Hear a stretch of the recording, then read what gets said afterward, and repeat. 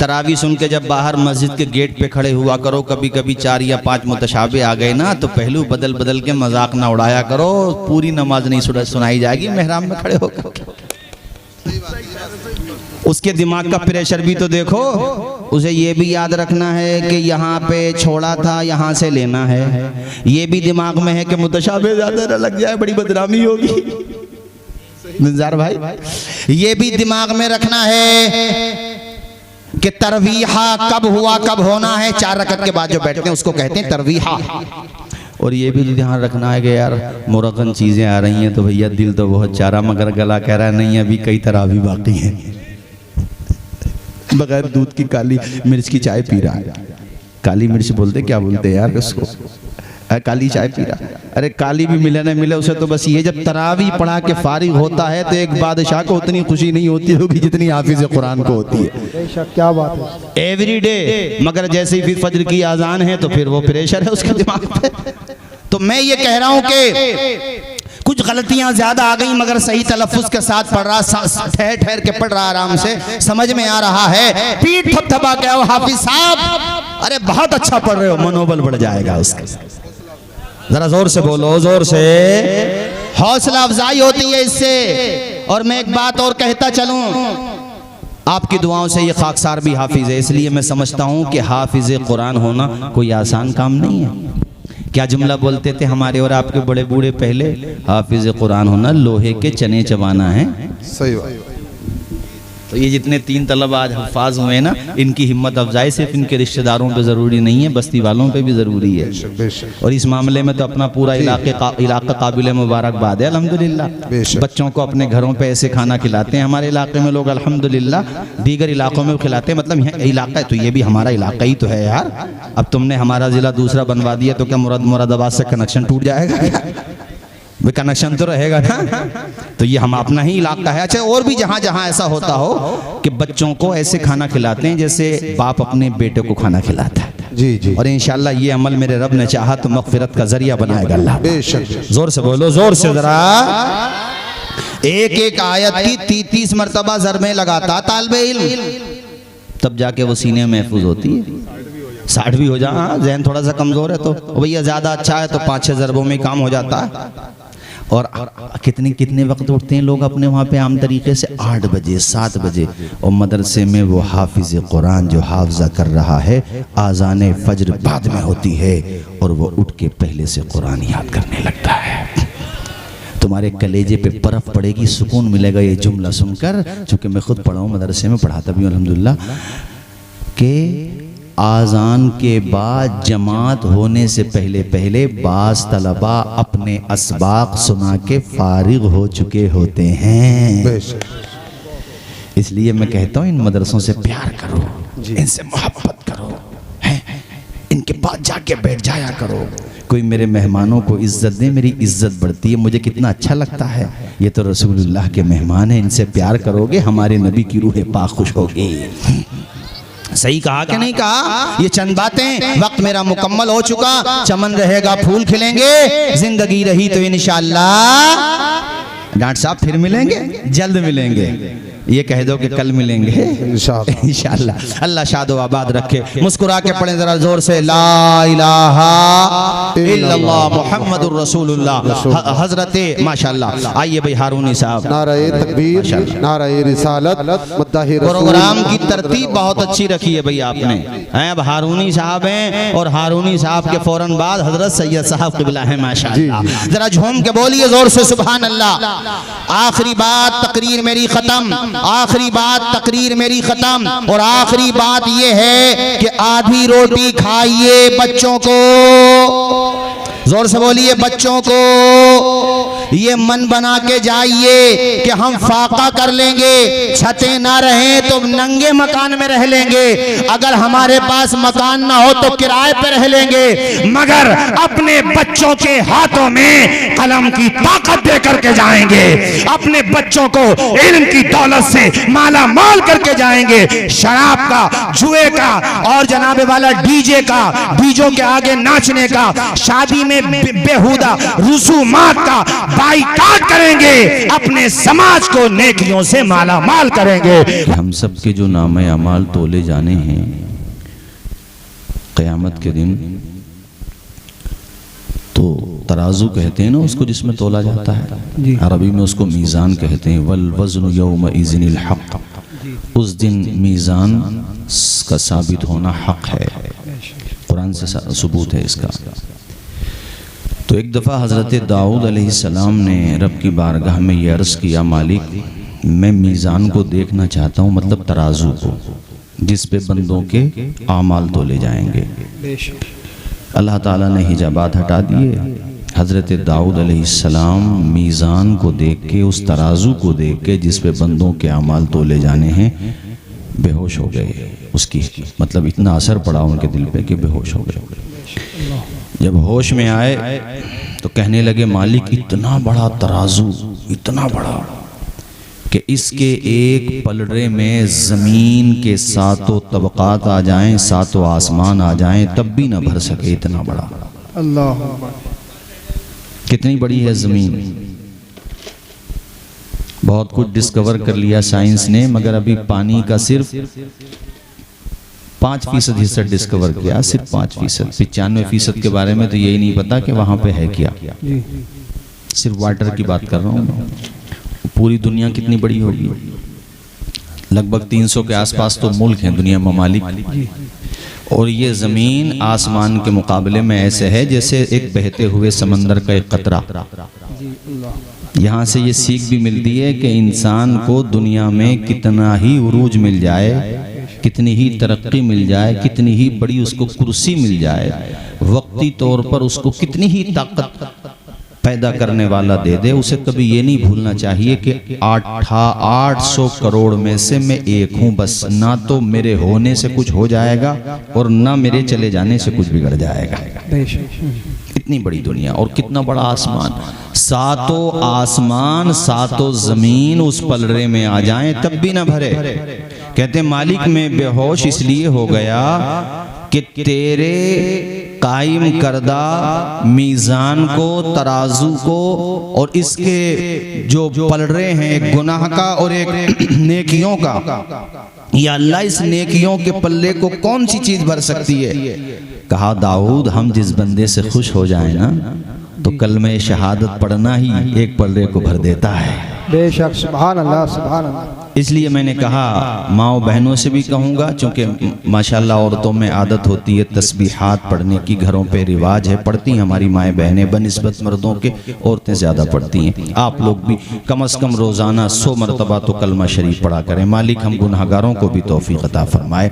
पढ़ें झूम के ला इलाहा इल्लल्लाहु मुहम्मद रसूलुल्लाह। रहमानी साहब एक बड़ा अजीब वाक़या, बल्कि मैंने पहले नहीं पढ़ा था, अभी जल्द ही में पढ़ा इसमें मवाहिब शरीफ में, कि एक बंदे के नामे अमाल तोले जा रहे होंगे, उसके अमाल तोले जा रहे होंगे, तो दोनों पलड़े बराबर, नेकियां भी और गुनाह भी दोनों बराबर, बिल्कुल ऐसे। अब बड़ा तशवीश में वो गिरफ्तार है बंदा कि न जन्नत जा सकता है चूंकि बिल्कुल गुनाहों के बराबर नेकियां हैं।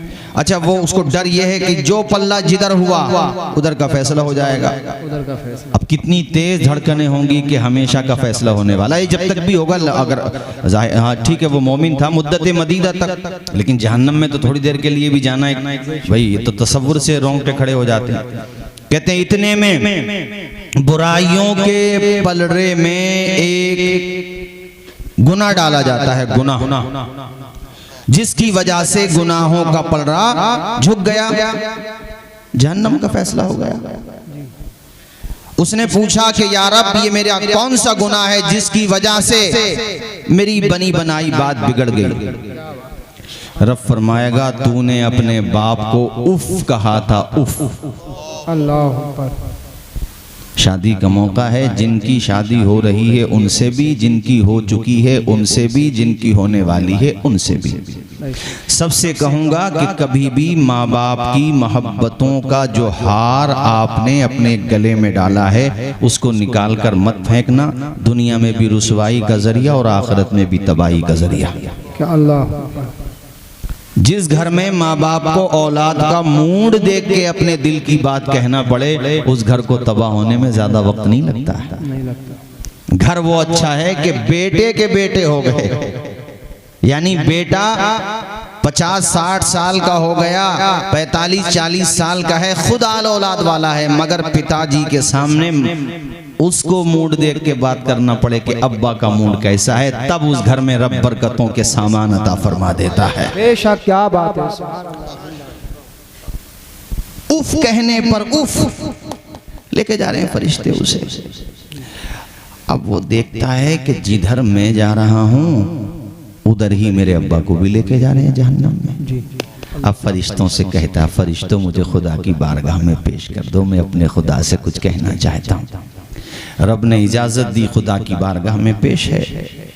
अल्लाह पाक फरमाता बता क्या कहना, हालांकि अल्लाह तो आलिमुल गैब है, सब कुछ जानता है। अल्लाह पाक कहता बता क्या कहना चाहता है। रोते हुए कहता या अल्लाह मैंने अपने बाप का कहना नहीं माना, उफ कहा, उसके नतीजे में जहन्नम जा रहा हूँ, ये मुझे मंजूर है, मगर मुझे अपने बाप का जहन्नम में जाना मंजूर नहीं है या अल्लाह। अल्लाह पाक फरमाता फिर तू क्या चाहता है? कहता या अल्लाह मैं ये चाहता हूँ इसके गुनाह तू मेरी गर्दन पे डाल दे, इसका अजाब भी मुझे दे दे, मुझे दोगुनी सजा दे दे, मगर मेरे अब्बा को जन्नत दे दे। मैं अपने अब्बा को जहन्नम में जाते हुए नहीं देख पा रहा हूँ। रब की रहमत मुस्कुरा के फरमाएगी दुनिया में तो तूने ख्याल नहीं किया, आज इतना ख्याल आ रहा।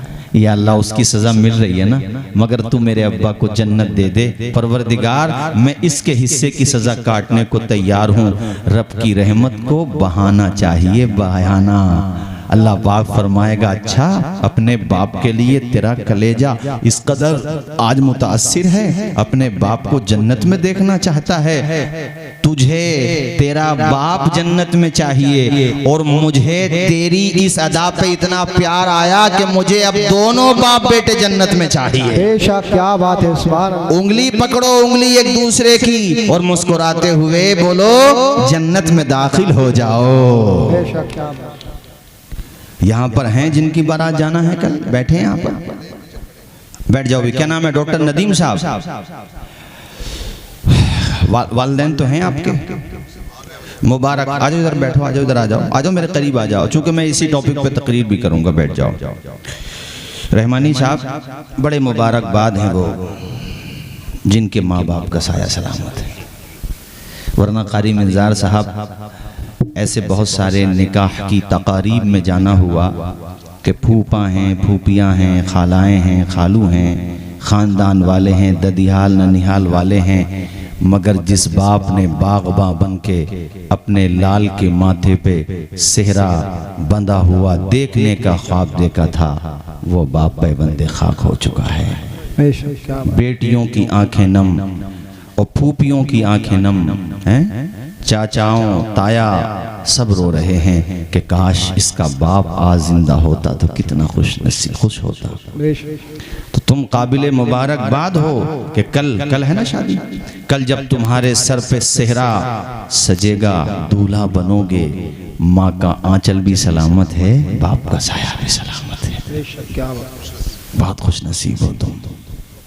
और उस मौके पे वैसे मुझे याद नहीं था, तकरीर करने बैठा था, अब मुझे याद आ गया, एकदम से तकरीर करने बैठा फौरन याद आ गया।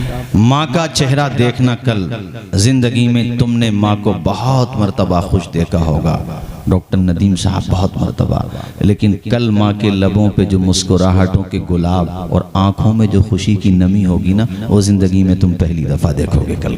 बेशक, क्या बात है। तुमने अच्छा माशाल्लाह खैरियत से भाईजान, वो जिंदगी में तुमने कभी नहीं देखी होगी। और बाप अरे बाप को क्या चाहिए सिवाय औलाद की खुशी के? क्या बात। ये तो हमारी और आपकी मेंटिलिटी है कि बाप 10-20 रुपया 50-100 1000 2000 रुपया मांग ले तो बोझ लगने लगता है। उसने तो फटे हुए बनियान में अपनी औलाद पाल के दिखा दी। क्या बात। पेट से पत्थर बांधे मगर बच्चों की वक्त पे फीस जमा की। प्रिंसिपल के हाथ जोड़े, प्रिंसिपल साहब अगले महीने में पैसे दे दूंगा, मगर मेरे बच्चे का नाम नहीं कटना चाहिए। बाप वो होता है अपनी गाड़ी कमाई खून को पसीना बना करके वो कमाता है, तब जा कर के अपने बच्चों को। मैंने भी रिसेंटली चंद 4 अशार पढ़े थे, दस्तारबंदी के प्रोग्राम ज़्यादा हो रहे थे कारी मिर्ज़ार साहब, तो जिनके बच्चे हुफ़ाज़ बने, कुर्रा बने, उलमा बने, तो मैंने उनके बाप की तरफ से 4 मिसरे पढ़े थे कि कतरा कतरा बचा लिया उसने, अपने ख्वाबों को पा लिया उसने, बांध कर भूखे पेट से पत्थर अपना बेटा पढ़ा लिया उसने। बाबा सुभान अल्लाह जिंदाबाद। कारी मशकूर साहब मेरे साथी हैं, रहमानी साहब, हम लोग तो पढ़े मदरसों में, घर पे कुछ था कि नहीं था, हमें चाहिए भाई हमें जाना है शव्वाल में पढ़ने। ये जो बच्चे हमारे, जैसे हमारे डॉक्टर साहब में पढ़े हैं माशाल्लाह, इंजीनियरिंग में हैं आप LLB कर रहे हैं, कहीं पर भी हैं, हॉस्टल में रहते हैं, पढ़ाई का खर्चा है, बाप कभी शिकवा नहीं करता बेटे इतने पैसे क्यों उठाए, कहता बेटा 10,000 नहीं 20,000 भी पर मंथ दूंगा, लेकिन तू मेरा नाम रोशन कर दे। और जिस दिन बाप को पता चलता है ना बेटा सक्सेस हो गया, मार्जिन अच्छे लाया है और उसको अपनी मंजिल मिल गई, बाप को ना अपने बेटे से कई गुना ज्यादा खुशी होती है, कई गुना ज्यादा। समझ रहे हो ना, वो बाप होता है। बाप का ये मकाम है तो माँ का मकाम क्या होगा। मैं कह रहा था कि कल, और ये सिर्फ मैं डॉक्टर साहब को नहीं सुना रहा हूँ, आप सबको भी सुना रहा हूँ, आप भी अपनी माँ से गुनगुना के ये कह दिया करें जो मैं अशार की ज़बान में आपसे कह रहा हूँ। प्यारी माँ मुझको तेरी दुआ चाहिए, तेरे आंचल की ठंडी हवा चाहिए। आप भी पढ़ेंगे मेरे साथ तो ज़्यादा अच्छा लगेगा। प्यारी माँ मुझको तेरी दुआ चाहिए, तेरे आंचल की ठंडी हवा चाहिए। लोरी गा के मुझको सुलाती है तो मुस्कुरा कर सवेरे जगाती है तो, लोरी गा के मुझको सुलाती है तो मुस्कुरा कर सवेरे जगाती है तो, मुझको इसके सिवा और क्या चाहिए। पढ़े प्यारी माँ मुझको तेरी दुआ चाहिए, झूम के पढ़े। प्यारी माँ मुझको तेरी दुआ चाहिए, तेरे आंचल की ठंडी हवा चाहिए। तेरी ममता के सहाय में फूलों फलों, थाम के तेरी उंगली में बढ़ता चलो, तेरी ममता के सहाय में। इन अशार की गहराई को यकीनन वो सब समझेंगे जो माँ बाप से बेपनाह मोहब्बत करते हैं। तेरी ममता के सहाय में फूलों फलों, थाम के तेरी उंगली में बढ़ता चलो, आसरा बस तेरे प्यार का चाहिए। बोलो प्यारी माँ, बेशक सुभान अल्लाह। आप भी पढ़ दीजिए प्यारी माँ। क्या बात है, सुभान अल्लाह। अल्लाह खुश रखे, झूम के पढ़े। प्यारी माँ मुझको तेरी दुआ चाहिए, तेरे माँ के आंचल में जो हवा, उसका जो मजा है ना, एसी में कहाँ है। बाप की गोद में गर्मियों में गर्मी न लगे, सर्दियों में सर्दी न लगे। प्यारी माँ मुझको तेरी दुआ चाहिए, तेरे आंचल की ठंडी हवा चाहिए। और इस कलाम का सबसे खूबसूरत शेर है रहमानी साहब, सुनिएगा जरा। और माँ के बारे में मुझे याद आ गया अशार मुनव्वर राना साहब के हमारे कुछ गुनाहों की सजा भी साथ चलती है, अब हम तन्हा नहीं चलते, दवा भी साथ चलती है, अभी जिंदा है माँ मेरी, मुझे कुछ भी नहीं होगा, मैं घर से जब निकलता हूँ दुआ भी साथ चलती है। बुलंदी देर तक किस शख्स के हिस्से में रहती है, बहुत ऊंची इमारत हर घड़ी खतरे में रहती है, ये ऐसा कर्ज है जिसको अदा में कर नहीं सकता, मैं जब तक घर न पहुंचूं माँ मेरी सजदे में रहती है। झूम के बोलिए प्यारी माँ मुझे को तेरी दुआ चाहिए, तेरे चल की ठंडी हवा चाहिए, तेरी खिदमत से दुनिया में इज्जत मेरी, तेरी खिदमत से दुनिया में इज्जत मेरी, तेरे कदमों के नीचे है जन्नत मेरी। सुभान अल्लाह सुभान अल्लाह। जोर से बोलें, जोर से बोलें। तेरी खिदमत से दुनिया में इज्जत मेरी, तेरे कदमों के नीचे है जन्नत मेरी। सर पे साया, सर पे साया, सर पे साया, तेरा उम्र भर चाहिए। बोलो प्यारी माँ, दुआ चाहिए बेशक। प्यारी माँ मुझको तेरी दुआ चाहिए, प्यारी माँ मुझको तेरी दुआ चाहिए। अच्छा, मैं जब पहले बचपने वाली बात, आप हम सब जब छोटी सेरा होता है अपने वहाँ, तो इतनी समझ तो नहीं होती बचपने में। बहनें भी रो रही हैं, माँ भी, बाप भी, और जितने भी आइज़ा अक़रबा हैं, अरे भाई खुशी का मौका रो क्यों रहे हो? वो तो जब कुछ होश संभाला, कुछ अकल आई, तो पता चला कि ये गम के आंसू नहीं होते, दरअसल ये खुशियों का एक सैलाब होता है जो बेटे के माथे पे, भाई के माथे पे सेहरा देख करके इसका बंध टूट जाता है और आंखों से दिल का पैमाना छलक जाता है। बेशक सुभान अल्लाह सुभान अल्लाह। माँ ने हर नमाज में यही तो दुआ मांगी, जब भी मांगी बहरहाल ये दुआ जरूर मांगी कि मालिक वो दिन दिखा दे, उसके बाद चाहे फिर मौत आ जाए। तबीयत भी अब्बा की या अम्मा की खराब है, आईसीयू में है ना, तो जिंदगी क्यों मांगती हैं? या अल्लाह 2 बच्चों की शादी बाकी है, बेटी की शादी बाकी है, बेटा की शादी बाकी है, या अल्लाह वो मोहलत देख लूं, उसके बाद चाहे फिर मेरी सांसें खत्म हो जाएं। यानी अपने लिए जिंदगी नहीं मांग रही माँ, अपने लिए जिंदगी नहीं मांग रहा बाप, अगर मांग रहा है औलाद के लिए। ये तो खुशनसीब है माशाअल्लाह, माँ का भी साया, बाप का भी साया। अब मैं तुम्हें ये बताऊं, अगर वो दोनों नहीं रहे तो क्या करें? तो मेरा मशवरा ये रहता है तकरीरों में कि जब दूल्हा बना दिए जाओ, जहां बारात जाना है वहां बाद में जाओ, अपने माँ बाप की कब्रों पे जियारत करने के लिए पहले जाओ, दूल्हा बनने के बाद। बेशक सुभान अल्लाह। ताकि उनकी रूहें भी मसरूर हों, खुश हों, मालिक तेरा करम है, बेटा भूला नहीं है, दूल्हा बना है तो ससुराल से पहले अब्बा की कब्र पे आया है, अम्मा की कब्र। बेशक सुभान अल्लाह सुभान अल्लाह। बहुत अच्छा। ऐसा नहीं है कि उनको पता नहीं चलता, चलता है पता। जाकर के सलाम करो, तुम्हारे माथे पे वो शादी का सेहरा देखें, कितनी रूह खुश होगी उनकी। क्या बात। इसलिए ये मशवरा दिया।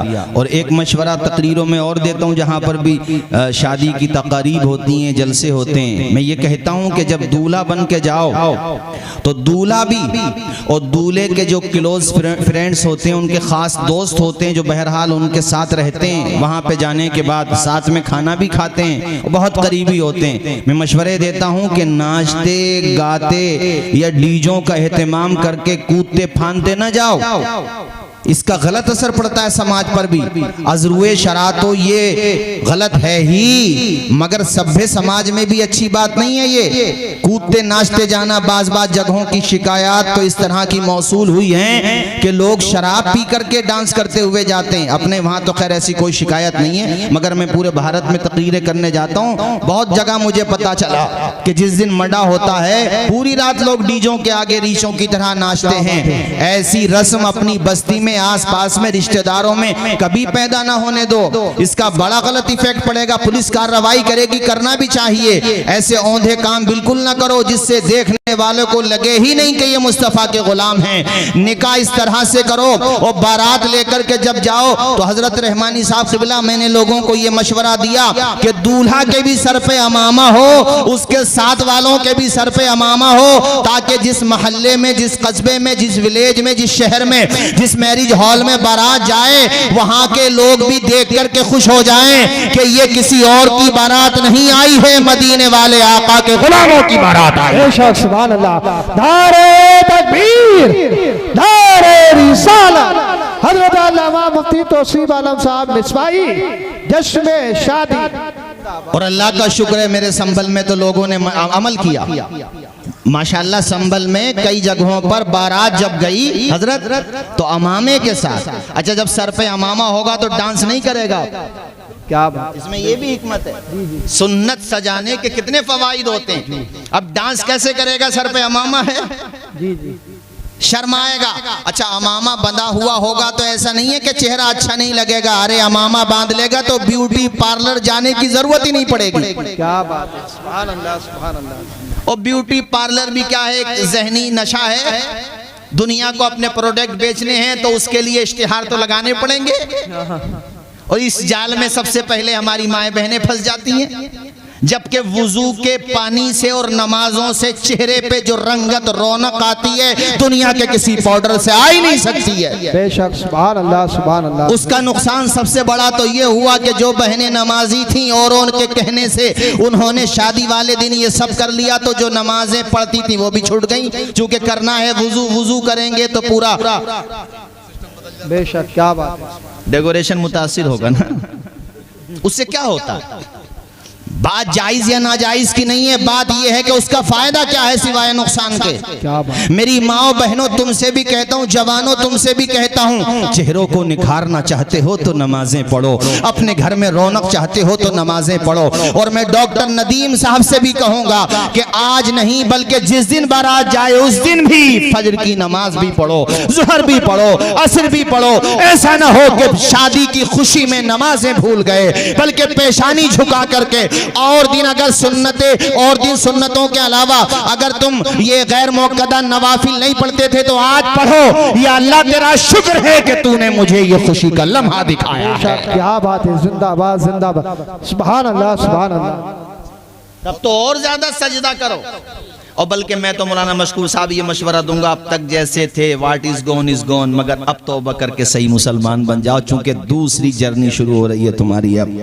बेशक, क्या बात है, सुभान। ये मत सोचो कि पहले तो ऐसे थे यार अब क्या करें। नहीं, ऐसा नहीं है। किताबों में मिलते हैं ऐसे लोग जो पहले अच्छे नहीं थे, बाद में तौबा की तो विलायत के ताजदार बन गए। बेशक, सुभान अल्लाह सुभान अल्लाह। ये भी शैतान वसवसे डालता है कि यार 60 साल 70 साल या मिसाल के तौर पे 40 साल 25 साल तो बुरे गुजर गए, अब अच्छे बन के भी क्या करें, जाना तो जहन्नम में। ये भी शैतान बड़ा चालाक है, चालाकों का बाप है यू। हाँ, बहुत खतरनाक है ये, इसको तजर्बा है बहुत गहरा। अरे भैया आपका थोड़ी है, जन्नत से निकाला गया है। हजरत आदम अलैहिस्सलाम का पुतला बाद में बना है, ये पहले ही से था खबीस। इसकी एज कितनी होगी ये भी रिसर्च का टॉपिक है, कितनी, और इसको तजर्बा है किस आदमी की कौन सी कमजोरी है, किसकी कौन सी नस कमजोर है, वहीं से पकड़ता है। अब ये वर्गलाता रहता, अरे नेक बन के क्या करोगे, तुमने नशे भी किए हैं, तुमने ये गुनाह भी किया है, वो ये वर्गलाता है। कुरान की बात मानो, रब कहता है ला तक़नतू मिन रहमतिल्लाह, बंदो मेरी रहमत से कभी ना उम्मीद मत होना। क्या बात है, सुभान। जब तक तुम्हारी सांस है तौबा कर लो, अल्लाह कहता है मैं तुम्हारी तौबा कबूल करूंगा। अत्ताइबु मिन ज़म्बि कमल्ला ज़म्बला, तौबा करने वाला ऐसे ही हो जाता जैसे उसने गुनाह किया ही नहीं। बेशक, क्या बात है, सुभान अल्लाह। और मैंने यही आयत करीमा पढ़ी है, अपने आप को भी जहन्नम से बचाओ, अपने खानदान वालों को भी बचाओ। बेशक, शादी का मौका हो या कोई और खुशी का, कभी भी ऐसे काम न करो जो जहन्नम में लेकर के चले जाएं। न करो ऐसे काम, नेक बनो। हमने मशवरा दिया कि तौबा कर लो, और सबको मशवरा दिया, जिनकी शादियां हो रही उनको भी बाकियों को भी, क्योंकि ऐसे लोग हैं इतिहास के पन्नों में किताबों में। ये बिशर हाफी को कौन नहीं जानता, कितना बड़ा नाम है बिशर हाफी, जानते हो कितना बड़ा नाम है? वक्त के इमाम जिनका नाम इमाम अहमद इब्न हम्बल अल मुतवफ़्फ़ा 241 हिजरी, उनके पास दुआओं के लिए जाते थे। कितना ऊंचा मकाम होगा बिशर हाफी का।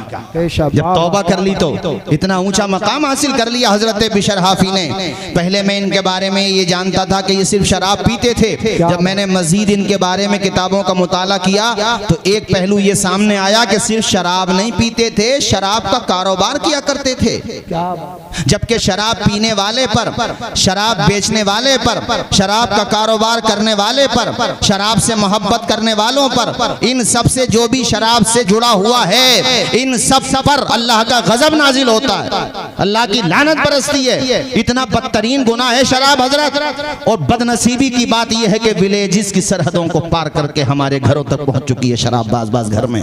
क्या बात है। ये मुझे बताना पड़ रहा, आज अफसोस के साथ मेरे कान में हल्की सी आवाज आ गई थी। और फिर मैं ये सिर्फ यहाँ की और किसी विलेज की नहीं, ये देहात में बीमारी पहुंच रही है दूसरे नामों से, इंजेक्शन के जरिए से, ड्रग्स के जरिए से, बियर के जरिए से, नाम बदल के। हमारे हुजूर ने 1400 साल पहले ही फरमा दिया था कि कुर्बे क़यामत शराब का नाम बदल के लोग पिएंगे। हुजूर फरमाते हैं उन पे अल्लाह का गजब नाजिल, और वो एक दौर ऐसा आएगा कि जमीन में धसा दिए जाएंगे, उनकी शक्लें बिगाड़ देगा अल्लाह पाक। जिसने शराब की एक बूंद भी पी बगैर तौबा किए मर गया, जितनी पी है उतनी शराब की जहन्नम की पी पिलाएगा अल्लाह ताला उसको। हाँ, अगर तौबा कर लेगा तो अल्लाह हौज़े कौसर का जाम पिलाएगा। दूर रहो इन बुराइयों से मेरे साथियों। मैं तो सफर में ही रहता हूँ ना, ज्यादातर मैं देखता हूँ कितनी दफा रोडों के किनारे पे नालियों में पड़े हुए मुंह भी खुला हुआ है। बताओ, जिसका मुंह खुला हुआ है उसको खुद को अपना होश ही नहीं है। होश होता तो वो नाली में पड़ा हुआ होता। अब नाली में उसके मुंह में पानी नहीं जाता होगा, मगर वो उस पानी में भी ऐसे लौट रहा है जैसे नैनीताल के झरने में नहा रहा हो। यार बताओ, मैं गलत कह रहा हूँ? कहां पहुंच गए हम लोग? भाइयों आओ पलट के। तू दुनिया में शराब का जाम पीकर दुनिया की गंदगियों में लेटने नहीं आया है, मुस्तफा की मोहब्बत का जाम पी के आंखें बंद करके मदीने का दीदार करने आया है। बेशक, सुभान अल्लाह, सुभान अल्लाह। हजरत बिशर हाफिज शराब भी पीते थे, कारोबार भी किया करते थे, लेकिन देख तौबा का असर। एक दिन जा रहे थे, शराब के नशे में थे, एक कागज़ के टुकड़े पे, कागज़ उस ज़माने में हो सकता नहीं होते हों, चूँकि सन 227 हिजरी में तो इनका इंतकाल हो गया, मुमकिन है। लेकिन जो भी तरीक़ा था जिस पे लिखा जाता था, जैसे दबागत दिए हुए चमड़े होते थे, खजूर की छालें होती थी, पत्थर होते थे, बहरहाल वो कागज़ का मतलब ये है कि जिस चीज़ पे वो अल्लाह का नाम लिखा हुआ था। थे शराब के नशे में, मगर अचानक निगाह पड़ी ज़मीन पे एक कागज़ का वर्क़ा पड़ा हुआ है, उस पर अल्लाह का नाम लिखा हुआ है। मचल गए। इसलिए एक बात मैं कहा करता हूँ, किसी को गुनाहगार देख के ना उसे दूर मत भागो, उसके करीब जाओ, उसे वापस लाने की कोशिश करो, क्योंकि बहरहाल उसके दिल में असले ईमान तो है। यही वजह है कि जब बात मेरे हुजूर की आ जाए, वो कैसे ही हो मगर आंखों में आंसू आते हैं, मतलब ईमान है। और अल्लाह जिसे चाहे तौबा की तौफीक अता फरमा दे। जी जी, बेशक। ऐसा भी हुआ, कितने पार्सल हो गए, अंजाम अच्छा नहीं हुआ उनका कारी मिजाज साहब। और कितने बुरे लोग हैं, अल्लाह ने उनको तौबा की तौफीक दी। और बुरा आदमी जब बिगड़ता है ना तो अच्छों से भी अच्छा बन जाता है। ऐसा भी हुआ है, हमेशा नहीं होता मगर हुआ है। बिशर हाफी की बता रहा हूँ ना मैं आपको, अल्लाह का नाम लिखा हुआ देखा, बिस्मिल्लाहिर्रहमानिर्रहीम, उठा लिया कागज का वर्का, आगे नहीं बढ़े, बोले मेरे रब का नाम जमीन पे पड़ा हुआ है, किसी का पांव लगेगा, गंदगी भी लग सकती है, कोई परेशानी भी आ सकती है, उठा लिया। चूमना चाहते थे मगर दिल ने कहा बिशर तेरे लब तो नापाक है, चूमा नहीं। घर पे ले गए, जाकर के गुस्ल किया, नहाए, खुशबू लगाई, फिर उस कागज़ के वर्क़े को साफ किया, धोया, उसके बाद इत्र लगाया और अपने मकान में सबसे इज्जत की जगह पे जाकर के उस कागज़ के टुकड़े को रख दिया। रब को ये अदा पसंद आ गई। बिजली को कड़क, शम्मा को लो देता है, वो तो पत्थर में भी कीड़ों को ग़िज़ा देता है, और देने पे जो आती है करीमी उसकी, एक मांगो तो सो देता है। बेशक, सुभान अल्लाह, सुभान अल्लाह। आ गई रब को पसंद ये अदा। दो रिवायतें मिली मुझे इस सिलसिले में, एक तो ये कि खुद बिशर हाफी को ख्वाब में बशारत हुई, दूसरी ये कि उस इलाके के वली कामिल को ख्वाब में बशारत हुई कि जाओ बिशर को हमारा पैगाम सुना दो, पैगाम मोहब्बत। क्या बात है, सुभान अल्लाह। बहुत। अब कारी मिंजार साहब, उनकी जब आंख खुली तो ख्वाब याद आया, और जब ख्वाब याद आया तो बिशर का चरित्र याद आया। क्या बात, कहां बिशर और कहां बशारत।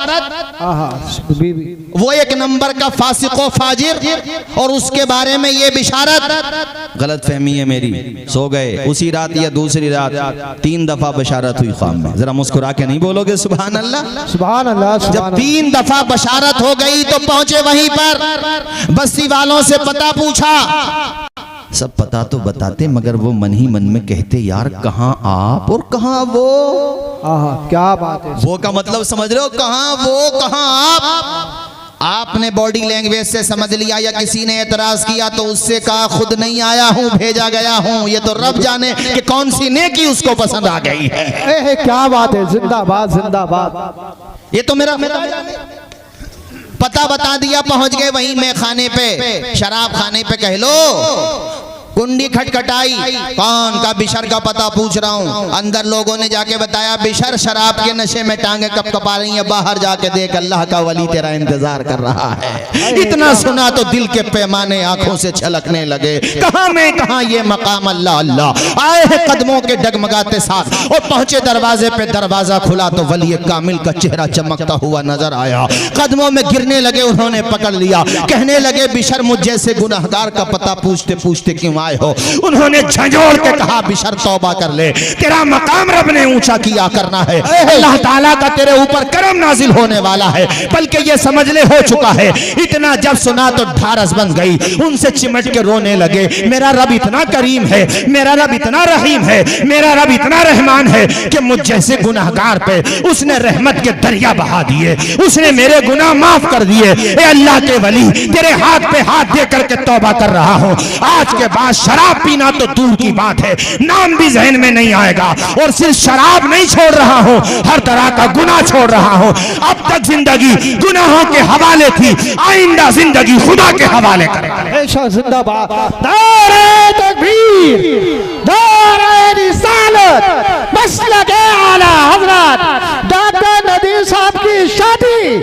ऐसी तौबा की साथियों, ऐसी तौबा की। अब आपको सुनकर ताज्जुब होगा। अल्लामा ज़हबी जैसे एक नाबग़े रोजगार मुहद्दिस ने किताब सियर व अलामिन नुबला के अंदर उनका तस्करा किया। बड़ी बड़ी किताबों के अंदर, जिन किताबों को हम माखज़ मानते हैं, जहां से उलमा अपनी किताबों का मैटर लेते हैं, वहां पे तस्करा मिलता है किसका? हजरत बिशर हाफी का। ऐसा मकाम हासिल किया, ऐसी तहज्जुदें अदा की, ऐसी अव्वाबीन व इशराक की नमाजें पढ़ी। 5 वक्ता नमाजी तो वो बन ही गए थे, मगर तौबा करने के बाद अपने पाँव में चप्पलें नहीं पहनी, नंगे पाँव रहा करते थे। किसी ने पूछा बिशर तुम चप्पलें क्यों नहीं पहनते हो, नंगे पाँव क्यों रहते हो? कहने लगे कुरान कहता है वलर्ज़ फरशनाहा, अल्लाह कहता हमने जमीन का बिछोना बिछा दिया है, तो जिस बिछोने को हमारे रब ने बिछाया हो, बिशर उस पर जूतियां नहीं पहनेगा, नंगे पाँव रहेगा। हालांकि जूतियां पहनो तो नाजायज नहीं है, पहनना ये फतवा है, मगर बिशर जो अपना रहे थे वो उनका तकवा है, वो उनकी परहेजगारी है। ये बिशर हाफी मुस्तजाबुद दावात बन गए थे। मैंने तुम्हें बता दिया इमाम गज़ाली इनके पास दुआओं के लिए आया करते थे। इमाम गज़ाली जैसा अपने वक्त का मुस्तहिद इमाम, जिसकी जलालत इल्मी का झंडा आज भी फजल कमाल की चोटियों पर लहरा रहा है। मुस्नद अहमद इब्न हंबल देखो, अहादीस का ऐसा जखीरा जमा किया कि मुहद्दिसीन की आंखों का सुरमा है, दिल का करार है। वो वक्त का इमाम हजरत बिशर हाफी के पास दुआओं के लिए आता। आपके तलामिज़ा यानी आपके स्टूडेंट कहते हजरत आप बिशर के पास दुआओं के लिए जाते हैं? कहते थे ए मेरे तलामिज़ा, ए मेरे शागिर्दो, तुम बिशर का मकाम नहीं जानते, हम किताबुल्लाह के आलिम हैं, वो खुदा का आरिफ है। जिंदाबाद। अल्लामा इब्ने जौज़ी ये नाम उलमा हमारे जानते हैं, कितना बड़ा नाम है। नक्काद, ऐसे नक्काद कि आप बड़े बड़े फुक़हा, बड़े बड़े मुहद्दिसीन पे इजरा करते हैं। मगर इन्होंने भी एक किताब हज़रत मारूफ करखी पे लिखी, वो बड़ी शानदार किताब है, तो उसका तर्जुमा भी अशरफिया किसी तालिब इल्म ने किया है। उस किताब के अंदर मुझे ये वाक़या मिला, और भी किताबों में, अगर मैंने इब्ने जौज़ी की किताब का हवाला दिया ख़ास तौर पे, उसमें लिखा हुआ है कि बुजुर्गों ने, कई बुजुर्गों ने ख्वाब में देखा, क्या देखा ख्वाब में? कि जन्नत में दस्तरखान बिछा हुआ है और 2 फरिश्ते हैं, एक पीने की चीज़ें पेश कर रहा है, एक खाने की चीज़ें पेश कर रहा है। क्या बात है, सुभान अल्लाह। किसको? हजरत बिशर हाफी। जरा झूम के नहीं बोलोगे और बुलंद आवाज से नहीं बोलोगे मेरे भाइयों। अगर गुनाह हो गए हैं, गीबत का गुनाह, तकब्बुर का गुनाह, घमंड का गुनाह, बदकारी का गुनाह, शराब का गुनाह, जुए का गुनाह, जो भी गुनाह हो गया है, अगर हाँ किसी की जमीन मारी है, किसी का दिल दुखाया है, हुकूकुल इबाद से वो मुताल्लिक है, तो साहिबे मामला के पास जाकर के तस्फिया कर लो, खताएं माफ कर लो, उसके कदम पकड़ लो। वहां की पकड़ से यहाँ की पकड़ ठीक है, पकड़ लो उसके कदम, कह दो उससे जाऊंगा नहीं जब कब तक माफ नहीं कर दोगे? अगर माँ बाप नाराज हैं उनके कदम पकड़ लो, अपने अब्बा से कह दो अब्बा जाऊंगा नहीं जब तक माफ नहीं कर दोगे। अरे तू इतना बोलेगा, तेरा बाप कितना ही नाराज क्यों ना हो, सीने से लगा के तेरी खताओं को माफ कर दे। बेशक क्या बात है, जिंदाबाद जिंदाबाद। माफ करा ले दुनिया में हुकूकुल इबाद से मुताल्लिक जो खताएं हैं, चूंकि हमारे वहां पे जमीन और जायदाद के झगड़े बहुत होते हैं, छोटी छोटी मालियत के झगड़े। इस सिलसिले में भी ये हदीस सुनते चलो। हजरत इमाम मुस्लिम अल मुतवफ़ा 265 हिजरी 264 या 65 हिजरी ये मुस्लिम शरीफ में लेकर के आए इस हदीस को। हदीस क्या है? हुजूर फरमाते हैं किसी ने अगर दूसरे की नाहक जमीन सिर्फ एक बालिश दबा ली, देखो इतनी होती है एक बालिश, सिर्फ एक बालिश, अगर किसी ने किसी की जमीन दबा ली तो क़यामत के दिन उसकी गर्दन में सातों जमीन को तोक बना के डाल दिया जाएगा। ये हदीसें काश हमारी कौम के कुलूब व अज़हान में बैठ जाए ना तो कोर्ट कचहरी का नंबर ही नहीं आए। मैं एक जुमला कहता हूँ तकरीरों में, दब जाओ दबाओ मत, मजलूम बन जाओ जालिम न बनो। यहाँ मजलूम बन करके रहो, इंशाअल्लाह वहाँ सिक्का तुम्हारा ही चमकेगा रब ने चाहा, यानी पेशानी तुम्हारी चमकेगी, कहना चाह रहा था मैं। भाइयों देखो दुनिया क्या कब तक है, दुनिया सबकी खत्म होनी है। बड़े बड़े अमीर अरबोंपति खरबोंपति मौत के आगे हार गए। नमरूद, फिरौन, शद्दाद, हामान, क्या इन लोगों ने कभी सोचा भी होगा कि हमारा दी एंड होगा? मगर बताओ हुआ? जोर से बोलो हुआ? कई कई हजार साल हुकूमतें करने का प्रोग्राम था मगर मौत से हार गए। इसलिए कभी गलत काम ना करो, किसी की जमीन न दबाओ, किसी का दिल ना दुखाओ, हैं?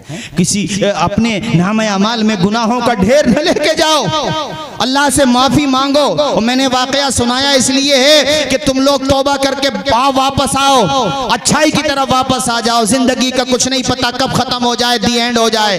सन 2025-26 तो छोड़िए, 24 का नहीं पता ये हम पूरा साल मुकम्मल कर पाए कि नहीं कर पाए। वैसे मुझे ये 24 का मुकम्मल कहना नहीं चाहिए था। जिंदगी तो इतनी मुख्तसर है कि हमें तो ये भी नहीं पता अब जो सूरज निकलेगा वो सूरज देख पाएंगे या उससे पहले हमारी जिंदगी का सूरज गुरूब हो जाएगा। एक सांस ही का तो फासला है साहब, सांस है तो जिंदगी, सांस खत्म तो जिंदगी खत्म। एक बुजुर्ग ने पूछा था अपने मुरीदों से जिंदगी और मौत में कितना फासला है। एक मुरीद ने कहा अज़हर पढ़ता हूँ असर का नहीं पता, असर पढ़ता हूँ मगरिब का नहीं पता। एक ने कहा मगरिब पढ़ता हूँ इशा का नहीं पता। हजरत ने फरमाया बेटे कई कई घंटे की उम्मीदें हैं मौत और ज़िंदगी में, और यहाँ 80 साल के भी हो गए तो 80 साल की उम्मीद और लेके बैठे कारी मिज़ार साहब। बाल सफ़ेद हो गए तो ये सोच रहे हैं दोबारा आ जाएंगे। अब उस पर तुम कितनी मेहंदी लगा लो हैं तो क्या हो रहा मेहंदी लगाने से, हिसाब लगा लो है कुछ नहीं। हजरत ने फरमाया इतनी पहले के पीराने इज़ाम भी ऐसे होते थे, भैया मुरीद भी ऐसे होते थे, अब भी हैं बेशक, अब भी सब तरह के लोग हैं। कहने लगे हजरत फिर आप ही बताइए मौत और जिंदगी में कितना फासला। इतने में एक मुरीद खड़े हुए, उन्होंने कहा हुजूर मैं जवाब देता हूँ, मुझे उम्मीद है आपको पसंद आएगा। मैं नमाज की नियत बांधता हूँ तो ये सोचता हूँ कि सलाम फेरने से पहले भी मुझे मौत आ सकती है। सबसे अच्छा जवाब था। हजरत ने फरमाया बेटे जवाब तो सही है मगर वो नहीं है जो मैं सुनना चाहता था। कहा हुजूर फिर आप ही बताएं। कहा बेटे मौत और जिंदगी में सिर्फ इतना फासला है कि एक तरफ को सलाम फेर लिया, अब ये नहीं पता दूसरी तरफ सलाम फेरने का मौका मिलेगा कि नहीं मिलेगा। ये जिंदगी है। जिस दिन मौत की हकीकत हमारे जहन और दिमाग में बैठ गई, सबसे बड़ी वाज़ो नसीहत करने के लिए अगर कोई मुबल्लिगा है तो वो मौत है। मौत बैठ गई बस। जिस दिन ये बात बैठ गई यार चलो यहाँ गुनाह कर रहे हैं कोई नहीं देखे मगर वो तो देख रहा है जिसके हुक्म से मौत आना है।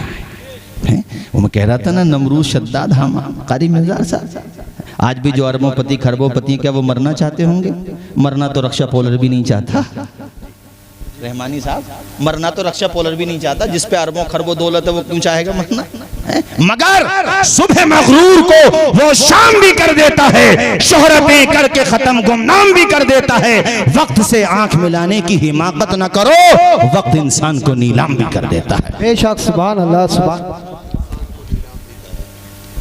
तौबा करके वापस आओ, इसी में भलाई है हमारी आपकी सबकी। अच्छे बनो, औलाद को अच्छे संस्कार दो। जिस तरह आज डॉक्टर नदीम साहब ने अपनी शादी की खुशी में नाच गाने का एहतमाम नहीं किया, अगर किया है तो मदीने वाले आका का जलसा सजाया है। क्या बात है सुभान अल्लाह। और दस्तारबंदी का भी प्रोग्राम रखा है। आपके तलबा है माशाल्लाह, जो बच्चे पढ़े हुए हैं वो कारी जीशान साहब माशाल्लाह, नाम ही जीशान है, शान वाले। अरे ये आसमाए सिता मुकब्बर ही तो होंगे, जीशान शान वाले। अल्लाह सलामत रखे। ये तो डबल आपने यहाँ पे खुशी का एहतमाम कर लिया। कितने तलबा की दस्तारबंदी है भाई कारी साहब? 3। अरे 3 भी कम नहीं होते हैं। मेरा रब चाहे तो इन 3 चरागों से हजारों चराग रोशन कर दे। होता नहीं है क्या ऐसा? हैं हजरत मुफ्ती अब्दुल रब अलैहि रहमा, हजरत के दादा, एक चराग रोशन हुआ दीन नगरपुर में और आज पूरे इलाके में हबीबी ट्रांसपोर्ट नजर आ रहा है। अरे वो भी तो ट्रांसपोर्ट ही है, मदरसा भी। वो जो गाड़ियों को ट्रांसपोर्ट है, वहां से सामान फरोख्त होता है, सामान जाता है। और जो इदारे हैं ट्रांसपोर्ट है, यहाँ से इल्म के चराग जाते हैं। सुभान अल्लाह। नहीं बोलोगे जोर से सुभान अल्लाह?